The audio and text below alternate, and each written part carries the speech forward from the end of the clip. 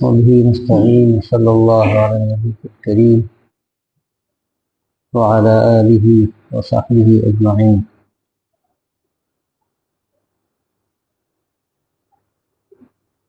باب في تربية الأولاد. قال الله تعالى: أعوذ بالله من الشيطان الرجيم. يا أيها الذين آمنوا قوا أنفسكم وأهليكم نارا. وقال: وأمر أهلك بالصلاة واصطبر عليها.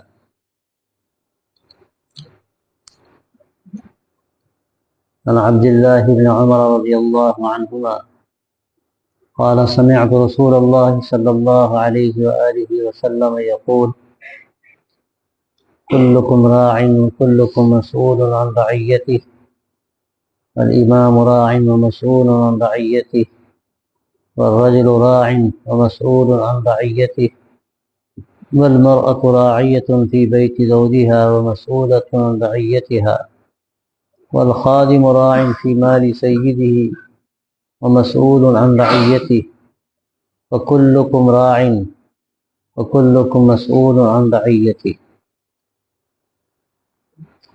وعن أبي هريرة رضي الله عنه قال: أخذ الحسن بن علي رضي الله عنهما تمرة من تمر الصدقة فجعلها في فيه، فقال رسول الله صلى الله عليه وآله وسلم: ارم بها، أما علمت أنا لا نأكل الصدقة. متفق علیہ۔ یہ تربیت اولاد سے متعلق باب ہے، اور یہ بہت اہم موضوع ہے۔ سماجی زندگی سے اس کا تعلق ہے، اس لیے کہ سماج گھروں سے ہی بنتا ہے۔ اگر گھروں کا ماحول صحیح نہ ہو اور بچوں کی تربیت صحیح نہ کی جائے تو یہی بچے جو آگے چل کر جوان ہوں گے وہ سماج کے لیے کبھی کبھی ناسور بن جاتے ہیں۔ تو یہ ایک بہت اہم مسئلہ ہے اور اس کی شریعت میں بڑی اہمیت ہے، اور قرآن مجید میں بھی متعدد آیتیں ہیں اور احادیث بھری پڑی ہیں جس میں اس کا حکم ہے کہ آدمی اپنی بچوں کی تربیت بھی کرے اور ان کی صحیح اٹھان کی فکر رکھے، اور اس کے علاوہ بھی جو اس کے دست نگر ہوں، زیر تربیت ہوں، ان کا خیال رکھے اور ان کی تربیت کے جو بھی ذرائع ہیں ان کو اختیار کرے۔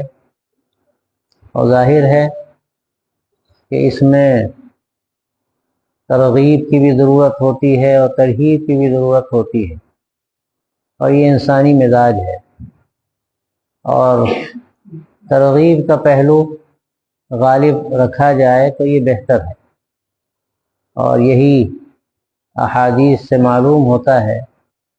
اس کا اثر قلب و دماغ پر گہرا پڑتا ہے، اور ترہیب کا جو پہلو ہے اس کی بھی ضرورت پڑتی ہے۔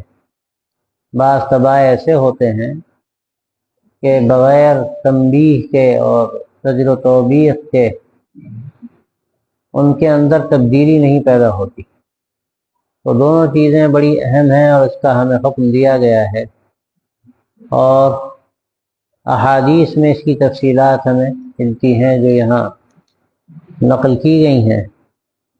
پہلی آیت میں اللہ تبارک و تعالیٰ فرماتا ہے، آیتوں کا تذکرہ شروع میں کتاب میں کیا جاتا ہے: یا ایھا الذین آمنوا قوا انفسکم واہلیکم نارا، اے ایمان والو بچاؤ اپنے آپ کو اور اپنے گھر والوں کو جہنم کی آگ سے۔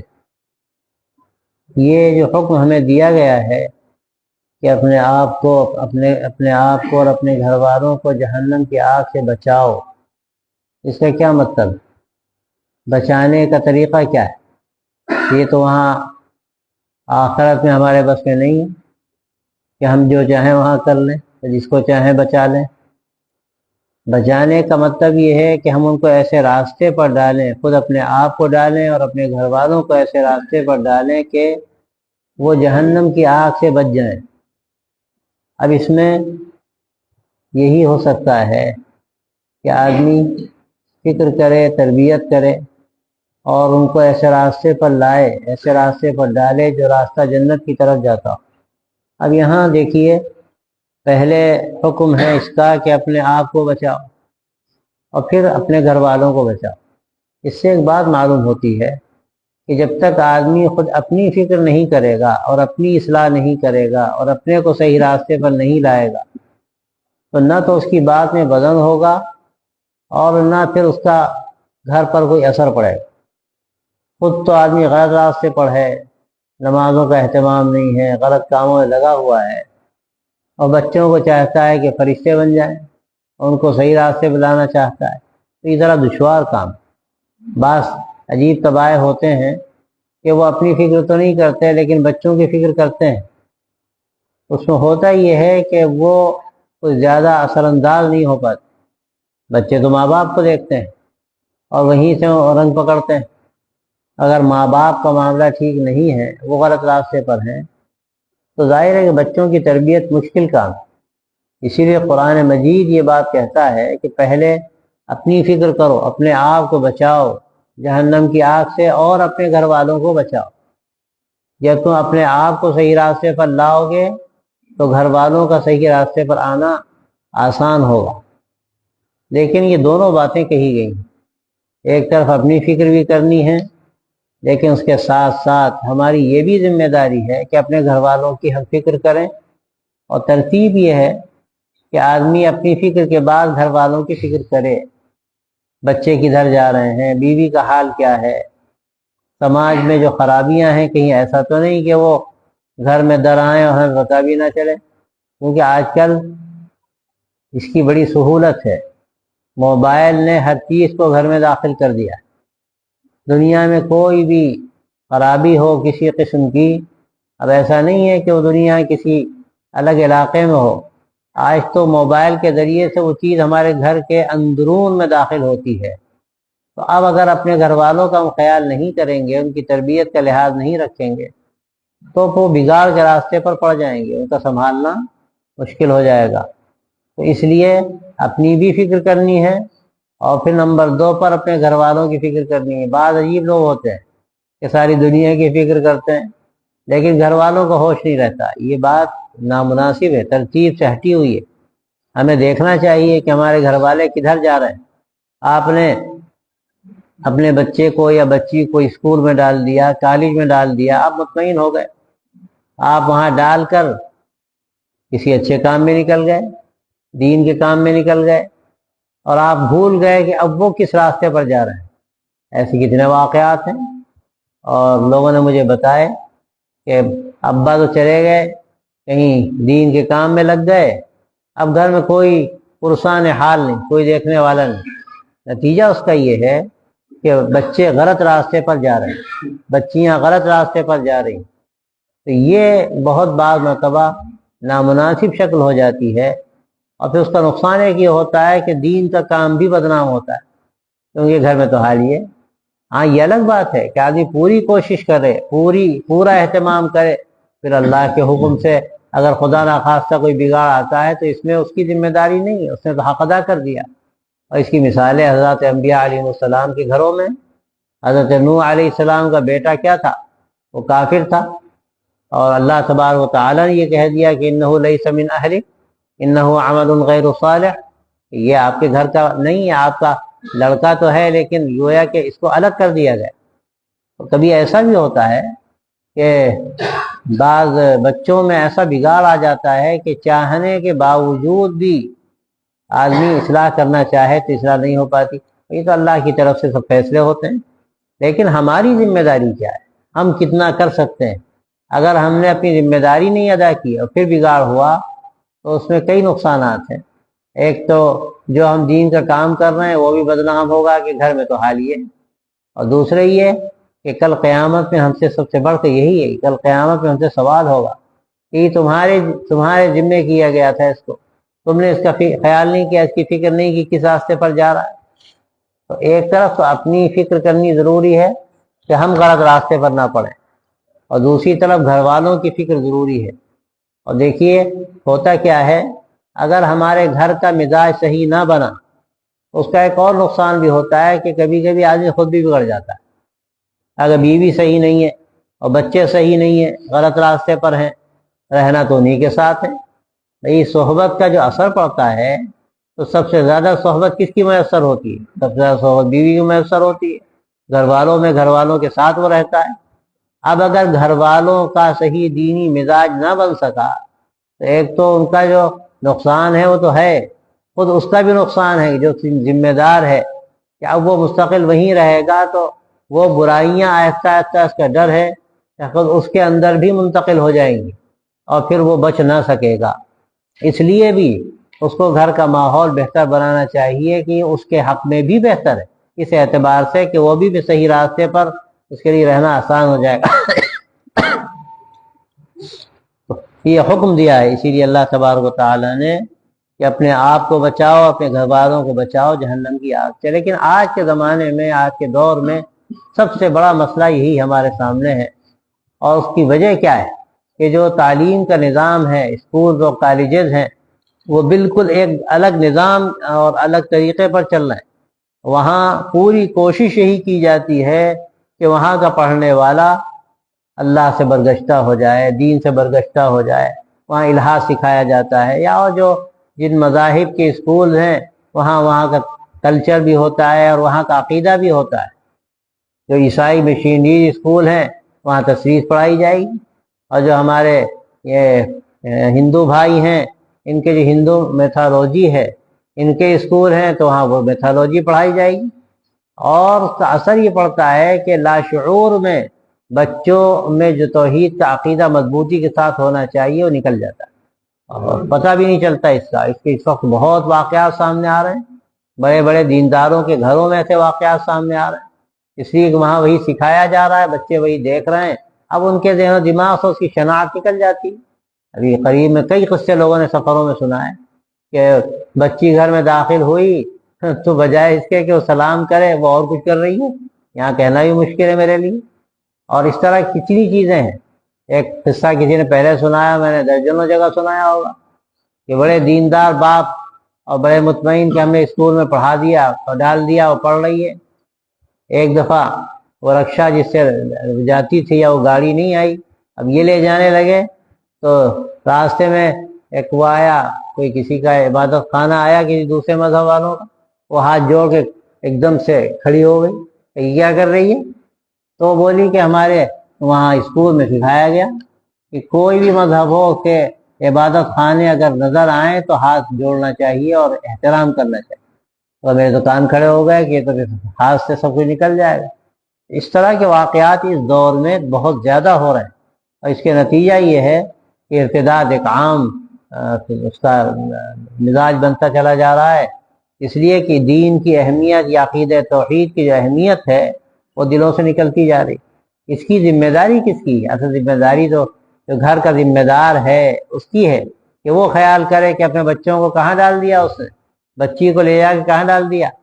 یہاں تک ہوتا ہے، بے حسی اس قدر بڑھ گئی ہے کہ بڑی بڑی بچیاں ہیں، بالغ بچیاں ہیں، ان کو یونیورسٹی میں ڈال دیا گیا، اور یونیورسٹی میں بھی باہر کسی کرائے کا کمرہ لے کر وہاں ان کو ٹھہرا دیا گیا، اور بچیاں تنہا وہاں رہ رہی ہیں۔ اور ظاہر ہے اس کا کیا نتیجہ نکلے گا؟ اس وقت تو باقاعدہ پلاننگ ہے کہ ایسے لوگ کھڑے کیے گئے ہیں۔ مجھ سے خود بعض ذمہ داروں نے یہ بات بتائی کہ ایک باقاعدہ پیڈڈ لوگ ہیں، بڑی تعداد میں پیڈڈ نوجوان ہیں، جن کو اسی لیے چھوڑ دیا گیا ہے۔ ان کا کام ہی یہ ہے کہ لوگوں کو وہ غلط راستے پر لانے کی کوشش کریں، ان کو پھنسانے کی کوشش کریں، اور اس کے نتیجہ یہ ہے کہ ایک بڑی تعداد میں بچیاں الحاد اور ارتداد کے شکار ہو رہی ہیں، اور کوئی ان کا پرسان حال نہیں۔ وجہ یہی ہے کہ ہم نے جا کر ڈال دیا ہاسٹل میں، یا ہاسٹل میں نہیں، اور اس سے بری بات یہ ہے کہ ہم نے باہر ڈال دیا، اور اب تو حال یہ ہے کہ ہاسٹل بھی مخلوط ہے۔ اس کے بعد کیا کسی خیر کی توقع کی جا سکتی ہے کہ آدمی طریقہ وہ اختیار کرے کہ اس کا جو نتیجہ نکلنا ہے وہ نکلے گا، اور پھر توقع دوسرے نتیجے کی جائے؟ تو یہ تو دنیا میں ہوتا نہیں۔ آدمی جو کرے گا، جیسا کرے گا، اس کے مطابق ہی اس کو اس کا پھل دیکھنے کو ملے گا۔ تو اس لیے اس وقت تربیت اولاد کا مسئلہ بڑا اہم ہے، اور یہ تعلیم جو جدید تعلیم جس کو کہتے ہیں، اس نے تو بالکل بیڑا غرق کر دیا۔ ایک دور تھا کہ یہ لازم قرار دیا گیا کہ اسکولوں میں وندے ماترم پڑھا جائے، اور ظاہر ہے کہ ایک طرح کا مشرکانہ بند ہے، یہ مشرکانہ ترانہ ہے جس کو وہ پڑھتے ہیں۔ تو جب لازم قرار دیا تو حضرت مولانا رحمۃ اللہ علیہ اس وقت حیات تھے، حضرت علی میاں صاحب رحمۃ اللہ علیہ، تو حضرت نے اس وقت اعلان کیا، جب صحافیوں نے ان سے آ کر پوچھا کہ اب آپ کیا کریں گے، تو کہا کہ ہم مسلمانوں سے کہیں گے کہ اپنے بچوں کو اسکولوں سے نکال لیں، ہم کسی صورت سے بھی کسی شرک کی ادنا سے ادنا شکل کو بھی برداشت نہیں کر سکتے۔ تو حضرت مولانا کا جب بیان آیا تو بس اللہ کا فضل تھا، اور حضرت مولانا کو اللہ نے وہ مقبولیت دی تھی کہ اس وقت کی حکومت نے ندامت کا اظہار کیا، اور وہ جو حکم تھا وہ منسوخ کیا، یہاں تک کہ وزیر تعلیم کو برطرف کیا گیا۔ تو یہ ایک ایمانی جرأت و قوت کی بھی ضرورت ہوتی ہے کہ بھئی ہم اسکول میں پڑھائیں گے، ہمیں کس چیز کی حرص ہے؟ ہمیں دولت کی حرص ہے، عہدوں کی حرص ہے، ہماری بچی IAS بن جائے، ہمارا بچہ فلاں عہدے پہ پہنچ جائے، ہر جگہ پہنچ جائے، لیکن یہ تو دیکھو اس کا ایمان بھی رہ جائے گا کہ نہیں رہ جائے گا۔ اور یہ بھی عجیب بات ہے کہ ہم سب کچھ پڑھاتے ہیں اور یہ نہیں سمجھتے کہ دنیا کا بھی اس میں نقصان ہو رہا ہے ہمارا۔ عام طور پر یہ دیکھا گیا کہ بچے اور بچیاں جب اس حد تک پڑھ لیتے ہیں، اب اس کے بعد ان کو سوچتی ہے، کوئی لندن چلا گیا، کوئی امریکہ چلا گیا، پڑھنے کے لیے چلا گیا، اور اس کے بعد وہیں ملازمت کر لی، وہیں اس نے شادی کر لی، کسی کو پسند کر لیا، قصہ تمام ہوا۔ یہ بوڑھے اماں ابا پڑھے ہوئے ہیں، کوئی پرسان حال نہیں، اور واقعات پیش آئے ہیں کہ وہ گھر میں تنہا ہیں، بیمار ہوئے، مر گئے، اور کوئی پوچھنے والا نہیں۔ جب بدبو باہر آنے لگی تو لوگوں نے سوچا کہ کیا ہو گیا، اب تالا توڑ اس میں دروازہ توڑ کے اندر گئے تو پتہ چلا کہ مر چکے، اور کوئی دیکھنے والا ہی نہیں تھا، ان کو لاش سڑی تو سمجھ میں آیا۔ ایسی صورتحال ہوتی ہے کہ اس میں دنیا کا بھی نقصان اٹھاتا ہے آدمی، کہ بہت عجیب عجیب قسم کے واقعات ہیں۔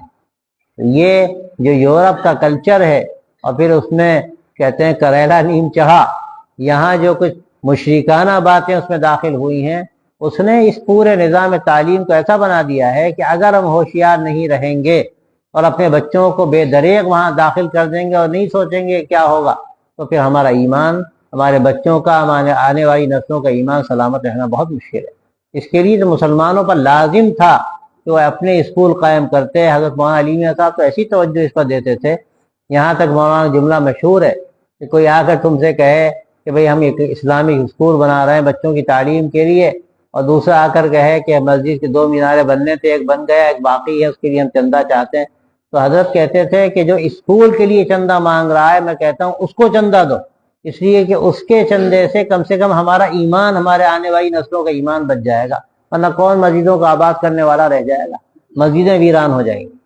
وہ جو صورتحال تھی اس وقت، جو ہم لوگ جن حالات سے گزر رہے ہیں، اور زیادہ خطرناک صورتحال، حضرت مولانا کو تو فکر تھی اس وقت جبکہ حالات ایسے خراب نہیں، لیکن آج کے حالات تو ایسے ہیں کہ آدمی کی نیند اڑ جائے۔ لیکن ہم لوگوں کی بے حسی اتنی بڑھ گئی ہے کہ ہمیں پرواہ ہی نہیں ہوتی، ہمارے پڑوس میں ارتداد کے واقعات ہو رہے ہیں، ہم کو معلوم ہی نہیں، معلوم اس سے نہیں کہ اپنی زندگی کو ہم نے خود غرضی کی زندگی بنا لی۔ یہ اسلام جو ایک اجتماعی نظام تھا، اس میں اجتماعیت اصل تھی، ہم نے اجتماعیت کو بالکل کنارے لگا دیا۔ کیا مطلب کسی سے کسی کا، ہم اپنے گھر میں خوش ہیں، نماز پڑھ لی، روزہ رکھ لیا، پڑوس میں کوئی نماز پڑھے نہ پڑھے، دین سے اس کا تعلق رہے نہ رہے، وہ جانے، اس کا کام جانے۔ اسلام اس کو پسند نہیں کرتا۔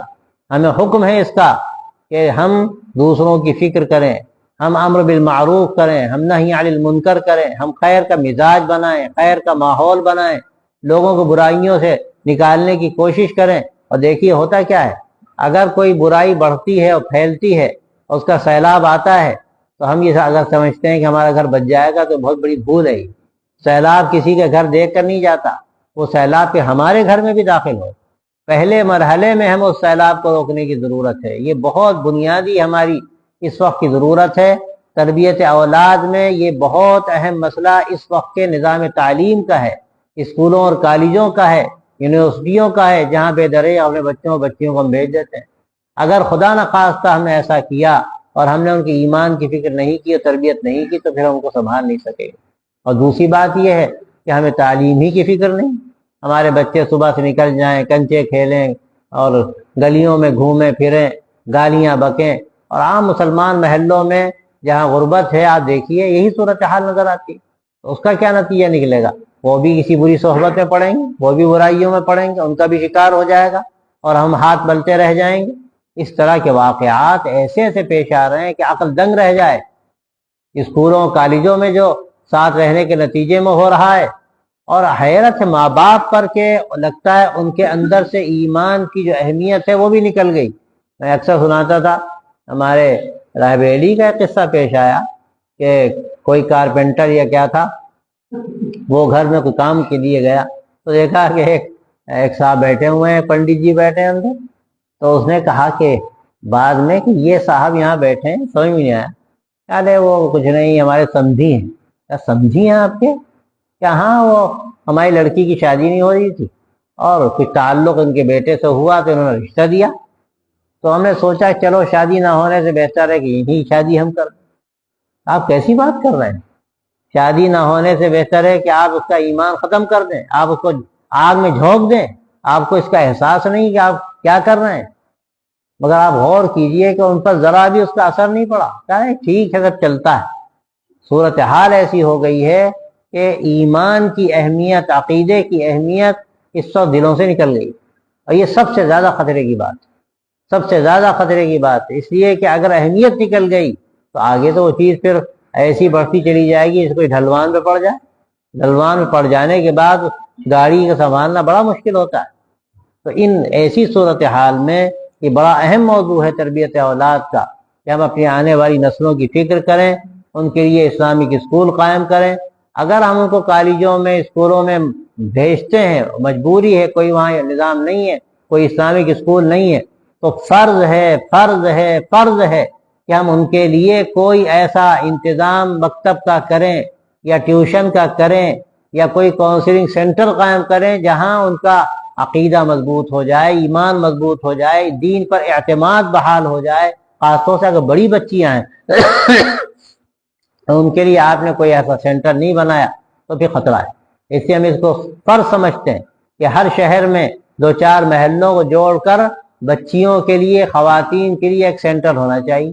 کوئی معلمہ ہو پڑھانے والی، 1 گھنٹہ 1.5 گھنٹہ وقت دے، اور ہم باقاعدہ گشت کر کے ایک ایک گھر جا کر تحقیق کر کے جتنی بچیاں ہیں ان کو وہاں پر لانے کی کوشش کریں. اس کی فکر پیدا کرنے کا مقصد ان کے اندر کہ اگر وہ ان سینٹرز میں، ان مرکزی جگہوں پر جہاں پر دین کی تعلیم کو دی جا سکتی ہے وہاں نہ آئیں گی تو پھر ان کو سنبھالنا بہت مشکل ہو جائے گا. بالکل حالات بگڑتے چلے جا رہے ہیں. آج کے ان حالات میں یہ ہمارے اوپر فرائض میں شامل ہے، اور اگر ہم یہ کریں گے تو ہی ان کو ہم جہنم کی آگ سے بچا سکیں گے. اور اگر ہم نے یہ نہیں کیا تو خطرہ یہ ہے کہ پھر ہم ان کو جہنم کی آگ سے نہیں بچا سکیں. اور یقین ہمارے دلوں سے نکل گیا ہے. بھئی دنیا میں آپ کے بچے کو کوئی اٹھائے اور آگ میں ڈالنے لگے، آپ کی چیخیں نکل جائیں گی. آپ کی آنکھوں کے سامنے کوئی آپ کے بچے کو آگ میں ڈال رہا ہے، آپ احتجاج کریں گے، لڑ جائیں گے، جان دینے کے لیے تیار ہو جائیں گے. لیکن اللہ کے رسول صلی اللہ علیہ وسلم فرما رہے ہیں، قرآن مجید کہتا ہے کہ شرک کے نتیجے میں وہ جہنم کا ایندھن بننے والے ہیں، اور وہ ہم اس راستے پر ان کو ڈال دیتے ہیں آسانی کے ساتھ کہ وہ شرک کی طرف جائیں، کفر کی طرف جائیں، الحاد کی طرف جائیں. لیکن ذرا بھی ہمیں خیال نہیں ہوتا کہ اس کا نتیجہ کیا نکلنے والا ہے. کیا اپنے ہاتھوں کو ہم آگ میں نہیں ڈال رہے ہیں؟ لیکن مسئلہ کیا ہے؟ ہمیں یقین جس طرح ہونا چاہیے قرآن مجید پر، اللہ کے نبی صلی اللہ علیہ وسلم کی مبارک باتوں پر، وہ یقین آج ہمارے دلوں سے نکلتا چلا جا رہا ہے. تو یہ بہت اس وقت کا اہم ترین مسئلہ ہے جس پر توجہ دینے کی ضرورت ہے. اور یہ تو بات ایسی ہے کہ جتنے سننے والے ہیں سن رہے ہیں، جہاں تک بات پہنچ رہی ہے پہنچ رہی ہے. اس کو ہر گھر تک بات پہنچانی، یہ بات ایسی ہے کہ ہر گھر تک پہنچائی جائے، ایک ایک فرد تک پہنچائی جائے اور اس کے لیے نظام قائم کیا جائے. اس لیے کہ یہ ہمارے ایمان کا مسئلہ ہے. اگر خدا نخواستہ ہم نے یہ کام نہ کیا تو پھر آگے ہمارے آنے والی جو نسل ہے وہ نہ جانے کدھر چلی جائے گی. اور یہ جو حالات یہاں کے بنائے جا رہے ہیں، یہ حالات ایسے نہیں ہیں کہ ہم آرام سے بیٹھے رہیں اور سب خیر و خیریت رہے. ہم اگر آرام سے ایسے ہی بیٹھے رہے تو پھر بہت خطرات ہیں. اور فرمایا وَأْمُرْ أَهْلَكَ بِالصَّلَاةِ وَاصْطَبِرْ عَلَيْهَا. آپ صلی اللہ علیہ وسلم کو بھی کہا جا رہا ہے اور آپ کے واسطے سے امت کے ایک ایک فرد کو کہا جا رہا ہے کہ اپنے گھر والوں کو نماز کا حکم دیجیے اور خود بھی اس پر جمے رہیے۔ دیکھیں یہاں بھی وہی بات کہی گئی، آپ گھر والوں کو بھی کہیے اور خود بھی جمے رہیے۔ ہم گھر والوں کو کہیں اور خود ہمارے اندر استقامت نہ ہو، ہم خود نمازوں کا اہتمام نہ کریں تو اس کا کیا اثر پڑے گا؟ ہمیں خود بھی اہتمام کرنا ہے اور گھر والوں کو بھی اس کی تلقین کرنی۔ اس کو لوگ آج تو حال یہ ہو رہا ہے کہ فرسودہ چیزیں سمجھتے ہیں، یعنی دین کی چیزوں کو لوگ فرسودہ چیزیں سمجھنے لگے، ظاہر اس کے بعد تو ایمان ہی ختم ہو جائے گا۔ اگر کوئی نماز کو فرسودہ سمجھے اور دین کی بنیادوں کو پرانی باتیں سمجھے، پرانے افکار و خیالات سمجھ کر اس کو کنارے لگا دے تو پھر ایمان ختم ہو جائے گا، کچھ باقی نہیں رہے گا۔ تو اس کے لیے ہمیں فکر کرنی پڑے گی، گھروں کا ماحول بنانا پڑے گا۔ حضرت عبداللہ بن عمر رضی اللہ تعالی عنہما فرماتے ہیں کہ میں نے رسول اللہ صلی اللہ علیہ وسلم سے سنا، کلکم راع وکلکم مسئول عن رعیتی، کہ تم میں سے ہر شخص ذمہ دار ہے اور جو بھی اس کے ذمہ داری میں لوگ ہیں ان کے بارے میں اسے سوال کیا جائے گا۔ امام بھی ذمہ دار ہے اور امام کی ذمہ داری میں جو لوگ ہیں ان کے بارے میں اس سے سوال ہوگا، یعنی خلیفہ ہو، امام ہو، امیر ہو، یہاں تک فرمایا آپ نے کہ ہر شخص ذمہ دار، اور جو بھی اس کے دست نگر ہیں، اس کی ذمہ داری میں جو لوگ ہیں ان کے بارے میں سوال ہوگا، یہاں تک کہ عورت بھی ذمہ دار اپنے شوہر کے گھر میں، اور جو لوگ اس کے ذمے ہیں ان کے بارے میں سوال ہو۔ چھوٹے بچے ہیں وہاں گھر میں رہتے ہیں، ان کی تربیت کرنا، گھر میں جو کچھ سامان ہے اس کی نگہداشت کرنا یہ اس کی ذمہ داری ہے۔ یہاں تک کہ الخادم راع، کوئی خادم ہے، کوئی کسی چیز پر ذمہ داری اس کو دی گئی اور اس کو تنخواہ دی جا رہی ہے، اس کی بھی ذمہ داری ہے کہ وہ اپنے جو آقا کا مال ہے اس کی فکر کرے، اور اس کے ساتھ ساتھ جیسے غلام اور ہیں یا اور دوسرے ایسے لوگ ہیں جو کام پہ لگائے گئے ہیں ان کے بارے میں اس سے پوچھا جائے گا۔ اس میں بہت سے کارخانے ہوتے ہیں، فیکٹریاں یا بہت سے کام ہوتے ہیں، وہاں کوئی ذمہ داری کسی شخص کو دی جاتی ہے کہ تم یہاں اتنے لوگ ہیں ان کو دیکھو، اب وہ ذمہ داری ہے اس کی کہ وہ ان کا خیال کرے، اگر اس میں خیال نہیں کرے گا تو یہ امانت داری کے خلاف ہے۔ حاصل یہ اس روایت کا کہ ہر شخص کو اللہ تبارک و تعالیٰ نے ذمہ دار بنایا ہے، اور ذمہ داری خود اس کی ذات کی نہیں ہے، بلکہ اس کے ساتھ ساتھ جو لوگ بھی اس سے متعلق ہیں ان کی بھی ذمہ داری ہے، چاہے وہ بہت وسعت کے ساتھ ہو اور چاہے معمولی ہو۔ کوئی بڑا ذمہ دار ہے وہ ظاہر ہے تو اس کی ذمہ داری بہت بڑی ہے، اور کوئی معمولی ذمہ دار ہے تو وہ بھی ذمہ دار ہے، اس کی ذمہ داری چھوٹی ہے۔ یہاں تک کہ گھر کی خاتون ہے اس کی بھی ذمہ داری ہے۔ تو حاصل یہ ہے کہ جو شخص ذمہ دار ہے یا جو بھی جہاں پر ہے اس کو سمجھنا چاہیے کہ ہم تنہا نہیں ہیں، بلکہ ہمارے ساتھ جو بھی ہیں کل قیامت میں ہم سے پوچھا جائے، ہمیں ان کا خیال رکھنا ہے، ہمیں ان کی تربیت کرنی ہے، ہمیں ان کو صحیح راستے پر رکھنا ہے اور اس کی ان کو تلقین کرنی ہے۔ یہ ذمہ داری ہر شخص کی ہے، اور ظاہر ہے ان سب سے بڑھ کر ایک والد کی ذمہ داری ہوتی ہے، ایک والدہ اور ماں کی ذمہ داری ہوتی ہے کہ اپنے چھوٹے بچوں کی تربیت کرے۔ یہ چھوٹے بچوں کی تربیت کے معمولی نہیں ہے، دین کا جو بیج پڑتا ہے وہ بیج اسی وقت پڑتا ہے جب آدمی بہت چھوٹا ہوتا ہے، بچہ ہوتا ہے۔ لوگ کہتے ہیں بچہ ہے چلتا ہے، اس سے اتنا نقصان پہنچتا ہے کہ بھئی چھوٹا بچہ ہے، 5 سال کا ہو گیا، 7 سال کا ہو گیا، 8 سال کا ہو گیا، ارے بچہ ہے، نماز پڑھی نہیں پڑھی، یہ اس سے نہیں کام بنتا۔ جب فکر پہلے دن سے کی جائے گی تو اس کا اثر ذہن و دماغ پر مرتب ہوتا ہے۔ لباس پہنانے میں ایسی غلطی ہوتی ہے، چھوٹی بچیاں ہیں، معمولی لباس پہنا دیا ایسا کہ وہ ساتر نہیں ہے پوری طرح، چھوٹی بچی ہے، اگر آپ نے وہ لباس آج پہنایا ہے تو اس کی شناخت اس کے ذہن و دماغ سے کل نکل جائے گی، اور بڑے ہونے کے بعد بھی وہ پہنے گی۔ حضرت مولانا رحمۃ اللہ علیہ کی والدہ کا اس سلسلے میں قصہ ہے، اور واقعی تربیت کا انداز تھا ان کا، حضرت مولانا ایسے تو نہیں بن گئے۔ واقعہ یہ ہے کہ حضرت مولانا کی شخصیت جو بنی، شخصیت سازی میں جو سب سے اہم حصہ ہے وہ ان کی والدہ کا ہے۔ حضرت مولانا کہتے تھے میں چھوٹا تھا گھر میں، یہاں تکیے پہ، اور یہاں اس زمانے لائٹ وائٹ تو ہوتی نہیں تھی، اور یہاں معمول تھا کہ مغرب سے پہلے کھانا ہو جاتا تھا تاکہ اندھیرے میں اندھیرا نہ ہو، روشنی۔ اب بھی دیہاتوں میں رواج ہے، کھانا ہو گیا، مغرب کی نماز پڑھی، اور اس کے بعد بہت سے لوگ لیٹ جاتے تھے، عشاء کا وقت ہوا، عشاء کی نماز پڑھی اور اس کے بعد سو جاتے تھے۔ چھوٹے بچے عام طور پر آج کا جو زمانہ ہے ہم تصور بھی نہیں کر سکتے، آج تو حال یہ ہو گیا ہے کہ لڑکے سوچتے ہیں کہ رات بھر جائے، یہ لائٹ جو ہے یہ لائٹ نے رات کو دن بنا دیا ہے اور دن کو رات بنا دیا، بالکل الٹ دیا ہے نظام کو، اس سے اور زیادہ بگاڑ پیدا ہو گیا۔ خیر اس وقت کی بات ہے کہ بچے سو جاتے تھے مغرب کے بعد، حضرت مولانا 5 سال کے رہے ہوں گے، 6 سال کے، سو گئے، والدہ اٹھاتی تھی عشاء کی نماز کے لیے اور نماز پڑھواتی تھی۔ کسی نے کہا کہ آپ کیوں پریشان کرتی ہیں، چھوٹا بچہ ہے، سو جانے دو۔ تو بولی کہ جو بیج آج ڈالا جائے گا کل وہی برگ و بار لائے گا۔ اگر آج ہم نے نماز کی اہمیت اس کے دل کے اندر نہیں پیدا کی تو کل کیسے نماز پڑھے گا؟ تو نتیجہ یہ نکلا کہ تھوڑے بڑے ہوئے، 14-15 سال کے ہوئے اور انہوں نے تہجد کی بھی عادت ڈالی۔ تو ظاہر ہے یہ چیزیں ابتدا سے جب ہوں گی اور تربیت اس کے مطابق کی جائے گی تو پھر بعد میں اس کے اثرات ظاہر ہوتے ہیں۔ یہ تربیت کا اصل طریقہ ہے۔ اور اگر ہم بالکل غافل ہو جائیں گے کہ چھوٹے بچوں کی تربیت کوئی معمولی نہیں ہے، لوگ سمجھتے ہیں ارے بچے ہیں جانے دو، کھیلنے دو، پھر اس کے بعد کیا ہوگا؟ پہلے دن سے ہمیں تربیت کرنی ہے۔ اور اب یہ جو پہلے اسکول ہے اور تباہ کیا ہے، 2 سال کا بچہ، 2.5 سال کا بچہ جا کے ڈالا ہے پہلے اسکول میں۔ اب پہلے اسکول میں کیا اس کا ذہن بنے گا، وہاں کیا اس کو سکھایا پڑھایا جائے گا؟ نتیجہ یہ ہے کہ بچے ہاتھوں سے نکلے جا رہے ہیں۔ تو ایسی صورتحال میں ہم پر بہت بڑی ذمہ داری ہے۔ حضرت ابو ہریرہ رضی اللہ تعالیٰ فرماتے ہیں کہ حضرت حسن رضی اللہ تعالیٰ عنہ نے صدقے کے کھجوروں میں سے ایک کھجور لیا اور اپنے منہ میں رکھ لیا، تو حضور صلی اللہ علیہ وسلم فرمایا او تھوکو جلدی سے، اس کو پھینکو۔ تمہیں معلوم نہیں کہ صدقہ ہمارے لیے جائز نہیں؟ اب یہ جو روایت یہاں نقل کی گئی ہے یہ تربیت کا انداز ہے کہ آدمی کسی غلط کام میں دیکھ رہا ہے، بچے کو بھی دیکھ رہا ہے، چھوٹا بچہ بھی ہے، اس کو ٹوکے، اس کو غلط کام سے روکے۔ خاص طور سے یہ مسئلہ بہت اہم ہے، اگر حرام مال پیٹ میں چلا جائے تو بعض مرتبہ غرق کر دیتا ہے، پورا نظام فیل ہو جاتا ہے۔ اس میں بہت زیادہ اس کا دھیان رہنا چاہیے کہ بچوں کے پیٹ میں حرام مال جانے نہ پائے۔ ہمارے گھروں میں اب حال یہ ہے کہ ہماری خود کمائی کے اعتبار میں ظاہر ہے کہ ہماری حرام کمائی خدا نخواستہ بچوں کے پیٹ میں جائے گی تو آگے ان سے کیا توقع کی جائے؟